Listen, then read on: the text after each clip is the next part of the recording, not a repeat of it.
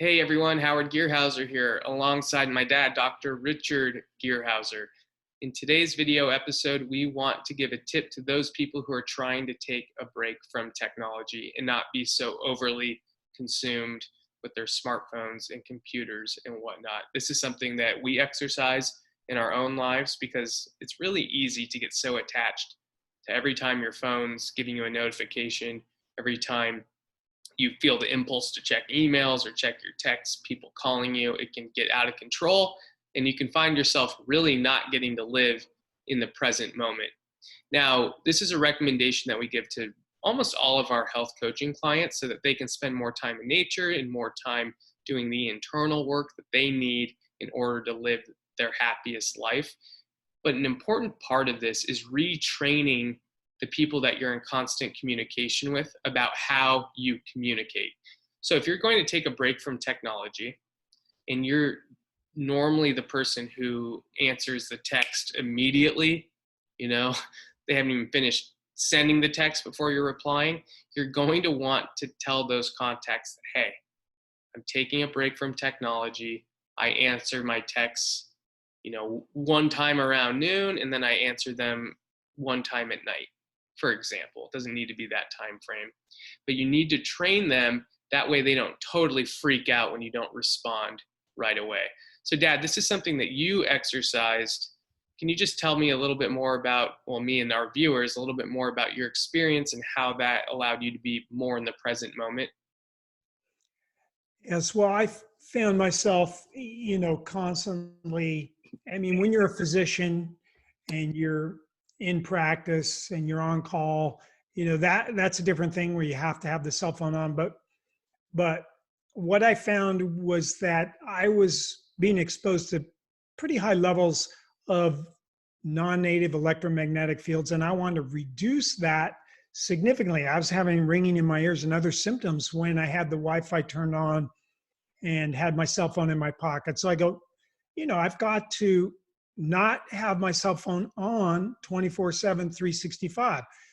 So that created some problems with my contacts who were used to me. When they texted me, I answered. When they emailed me, I answered. And so all of my contacts and my associates and my friends and family all got trained that, hey, Rich answers right away. He's the greatest guy.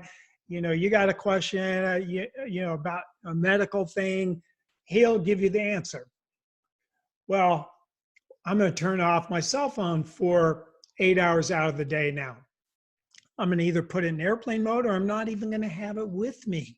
When I go out in nature, I try to not have my cell phone with me. If I want to use my cell phone as a camera and take some pictures of the beautiful trees and bushes and creeks and rocks that I'm seeing, then I have it off or have it in airplane mode. So at least I'm reducing my exposure. So no one can call me. No one can text me.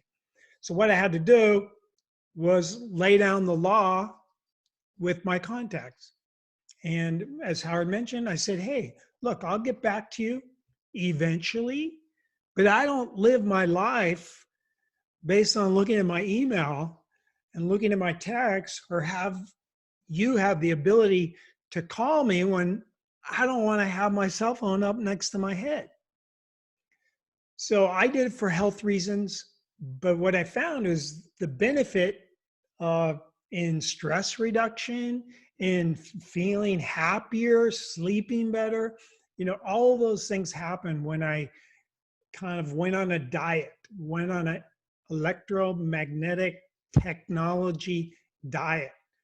So as some people, go on the calorie restriction diet or the fat reduction diet or the sugar reduction diet, I went on the tech reduction diet, and it was very effective for, my well-being in general, just feeling better and having a better mood, having better energy. And the ringing in my ears, still comes back if I have to sit next to a Wi-Fi, or if I have to go to a basketball game where there's 18,000 cell phones turned on around me, it comes back.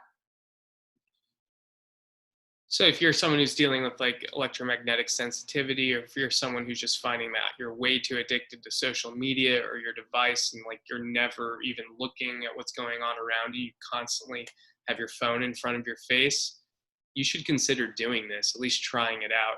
Now, to prepare your contacts for this, what I did is I just sent everyone, I sent a couple group texts and then I sent some emails kind of depending on who I was communicating with, just letting them know, for business purposes with our health coaching clients, the way we do it is, hey, we'll respond within one business day. So give us 24 hours to respond, but don't expect a response instantly unless you caught us like right before we're doing our texting and emailing, because it's really important to establish that boundary so people know what to expect. If you just start doing this and didn't tell anyone about it, they might freak out. They might think you're mad at them. They might think, come up with all these stories for why you're not responding right away. Just be like, I'm someone who's not committed to being with my phone 24/7, and that I structure it in a way to where, of course, I'm going to answer you and help you or respond to you, but it's going to be on my terms. People respect that as long as you're clear with your boundary. So reach out to those people and give this a try.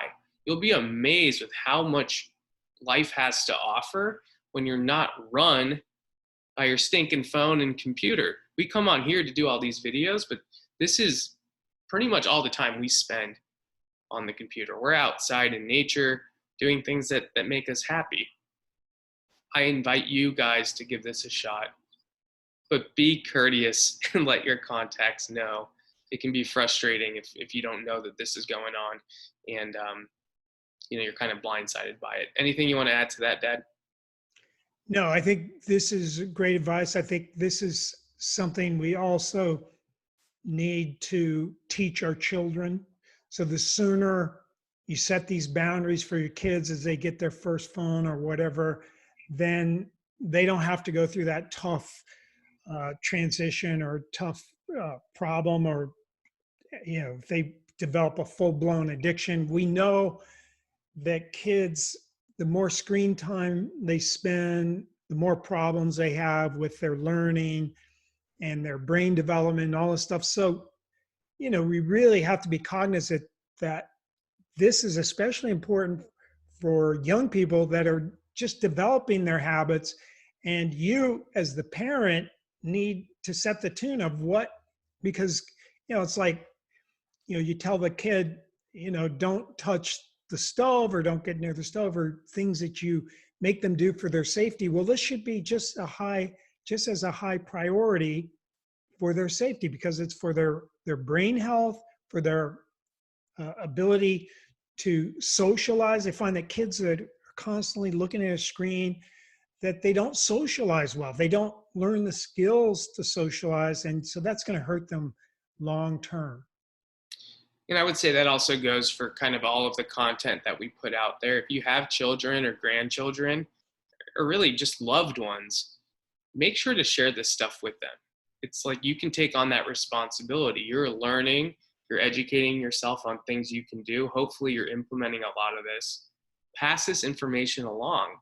You now have the responsibility to do that, to take care of the ones you love. And this is especially an important tip when so much of our time is dominated with this addiction to being connected, to social media, the internet, our tech devices.